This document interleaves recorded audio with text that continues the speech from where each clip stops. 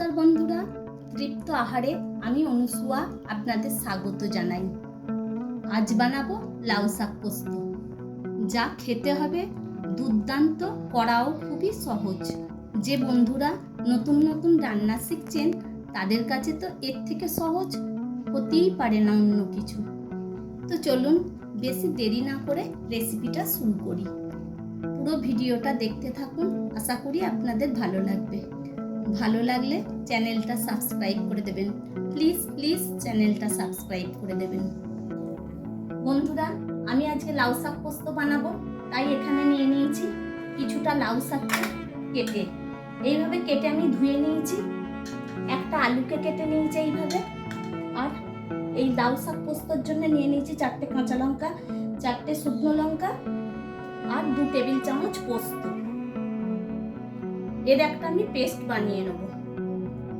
আমি একটা mixing jar নিয়ে নিয়েছি, এর মধ্যে মশলাগুলো দিয়ে দেবো। আপনারা চাইলে এটা শিলেও বেটে নিতে পারেন।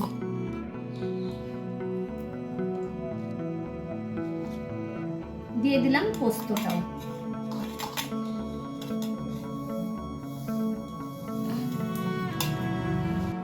দিয়ে কড়াইটা গ্যাসে বসিয়ে দিলাম।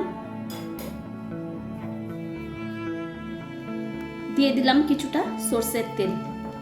তেলটা গরম হয়ে এসছে, এবার আমি 2টো শুকনো লঙ্কার ফোড়ন দিয়ে দিচ্ছি।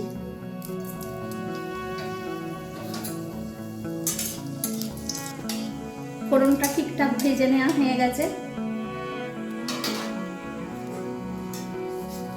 এবার এর মধ্যে প্রথমে শাকদানি দিয়ে দিচ্ছি।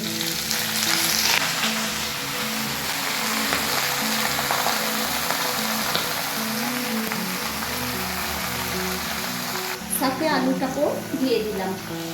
এবার একটু নেড়ে দিচ্ছি।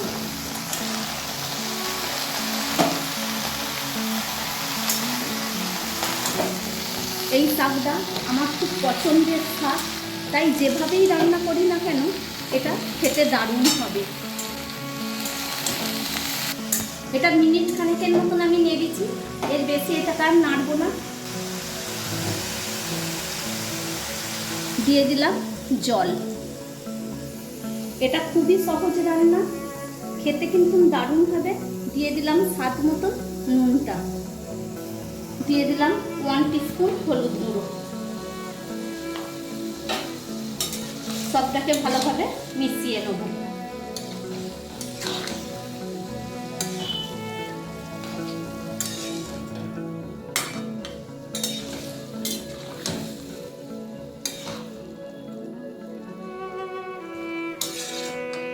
এই শাকের রান্না তো খুবই সহজ, আর বেশিক্ষণ তৈরি হতেও সময় লাগে না, শুধু সেদ্ধ করার অপেক্ষা। একটা ঢাকা দিয়ে দিলাম তাড়াতাড়ি সেদ্ধ হওয়ার জন্য।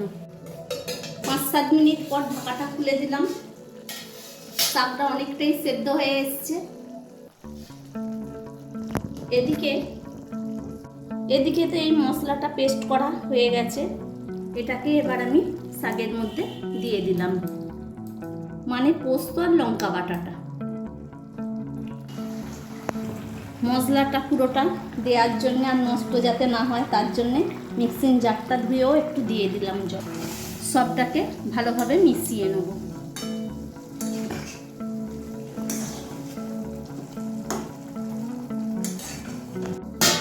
বন্ধুরা, আমি আবারও ঢাকাটা দিয়ে গ্যাসের ফ্লেমটা লো রেখে দিয়েছিলাম। মিনিট 10 মতন এইরকম অবস্থায় রেখে দিয়েছিলাম। দুবার আমি মাঝখানে নেড়েও দিয়েছি। দেখুন আর অল্প একটু রস আছে। এবার গ্যাসের ফ্লেমটা হাই করে দিয়ে রসটা একটু কমে গেলেই ঢেলে নেব। শাকটা আমার ঠিকঠাক তৈরি হয়ে গেছে।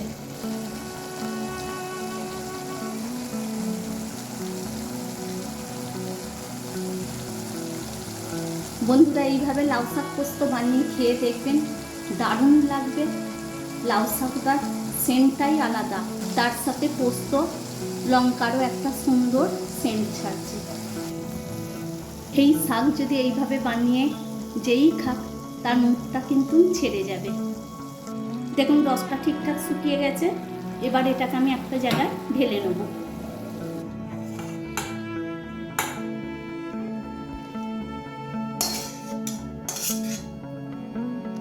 গরম গরম ভাতের পাতে পোস্ত লাউ শাক খেতে যা লাগবে না, কি বলবো, পুরো মুখে লেগে থাকার মতন জিনিস।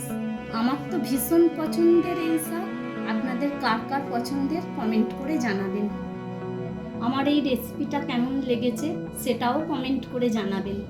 ভালো লেগে থাকলে একটা লাইক করে দেবেন।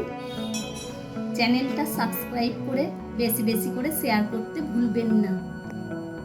ধন্যবাদ।